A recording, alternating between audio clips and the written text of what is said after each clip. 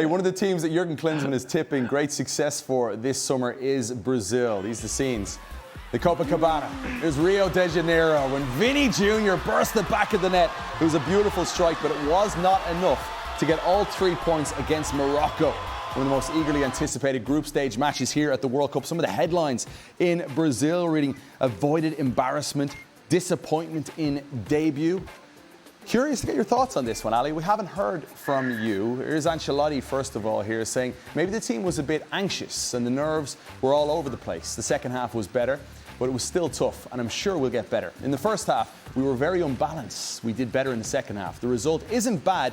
You don't win the World Cup in your first match. It's the first time we're hearing from you, Ali Moreno, on this game. It's a glass half full from Carlo Ancelotti, which you would expect him to be. The sort of doom and gloom that people want around Brazil, I don't think that would help the team if Carlo Ancelotti took that approach. So it's expected that he would be a little bit more positive. What I would say is what was frustrating in watching Brazil play is something that we already knew coming into the World Cup that was a limitation for them, but it was very much a limitation yesterday. The outside backs are not a presence in the attack whatsoever. When have we ever said that about Brazil? At all. And let me just take you to the other side of the field and think about how important Hakimi is for Morocco and how much he gets forward and how influential he is in the attack for Morocco. And I have to imagine, I don't know this for certain, I haven't talked to Achraf Hakimi, we haven't had a one-on-one conversation, but I'm sure that part of what influenced his game as a right back, as an attacking right back, is watching a guy like Dani Alves. Maybe he's too young to have watched Cafu, hopefully he did. But that's what you saw from Hakimi is what you would see from Dani Alves, is what you would see from Cafu. You're not seeing it from anybody on the right-hand side from Brazil. You're not seeing from Douglas Santos on the left-hand side. And so it really becomes a team that depends very heavily on whether Vini Jr. can have a moment or two of brilliance and whether Rafinha can run in behind and find some sort of moment. They're not creating enough out of the midfield. They're not creating enough out of wide areas. And so it becomes about the individual in a moment of transition, hopefully creating something for Brazil. And this is what they were throughout qualifiers. They had issues in qualifiers because they didn't have enough creativity. They were not dynamic enough. They were not explosive enough. And they are vulnerable defensively because through the midfield, they have some legs that are unable to cover the space. What we saw against Morocco is similar to what we saw throughout qualifiers, so it should not be a surprise. So you're preaching concern. Jürgen Klinsmann, we saw Carlo Ancelotti preaching calm. Where do you stand? No, I think Ale is absolutely right. The fullback positions are there. I think to talk about also the midfield line, obviously up front with Rafinha and Vinicius Juniors, you can always hurt any team in the world. But I also kind of on the side from Carlo Ancelotti saying, you don't win the World Cup in the first game. I think it was important that they showed a solid, a decent performance to get into it because they were definitely nervous. They were a little bit anxious of getting into that tournament after the last couple of years. Everybody was offloading on Brazil because they left in the quarterfinals in Qatar, which actually had a very, very good showing in Qatar in that tournament. So I really think that this team can grow, and they find solutions. And Carlo Ancelotti is maybe doing same move as Jogi Löw did in Brazil in 2014. He put then two center backs as a left back and a right back, and just kind of shut the door basically, and the rest was done then by the attacking players. I think he has that experience to maneuver the team through the group stage step by step, and then. Obviously, once they get their first couple of goals under the belt, it is a team that can really do well this tournament. So I'm still have the hope that they're going to be the winner of the tournament. This is his first sort of venture into international football, isn't it? Mm. But for some reason, as you were reading every word he said there, I fully believe it. I fully believe that's how he's seen things. Mm. And maybe some of this is due to, I don't know whether you can call it trauma or just memory of Real Madrid doing this every single year, it feels like, in the Champions League. But he's right, you don't win the tournament after this first game. And the example that was used, I think it was about USA a few days ago, was Argentina losing Saudi Arabia at the last tournament. Mm. What a terrible start that was for them. For Brazil, they've gotten a point, and you know that they can get better. The team is obviously flawed, and you've mentioned the point about, say, the fullbacks, the fact that, you've got Igor Thiago playing as the 9. I didn't think he was great in that game, to be honest. Mm.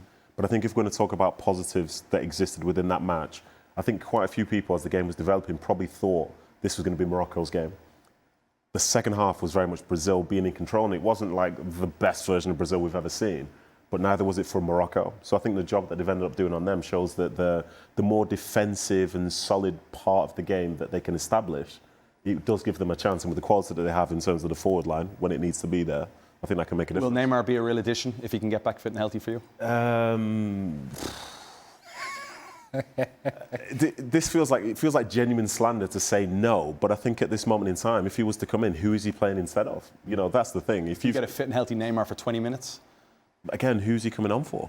Who are you going to take? You're going to take off Vinicius Junior for him? Are you going to take off Rafinha for him? Like, I don't see those being the changes at this moment in time. I suppose it depends on the game state, right? Jürgen, where do you stand on this with Neymar? Yeah, absolutely, he's a weapon. I mean, because he's frightening the opponents. I mean, if Neymar steps on the field, it's Neymar, you know, and the other team will trying to figure out, okay, what role is he playing now? Is he, or how fit is he really? So many question marks. Yeah, that the tricky part is, you know, who you take out, but you've got to pick one of the top, the front four in that moment, and that player that goes off, they will not be happy in that moment. But it's still you bring on somebody that is unpredictable for himself and for the opponents. And believe me that we did not plan the fact that there was a siren in the background when you mentioned Neymar coming in as a guy saving Brazil.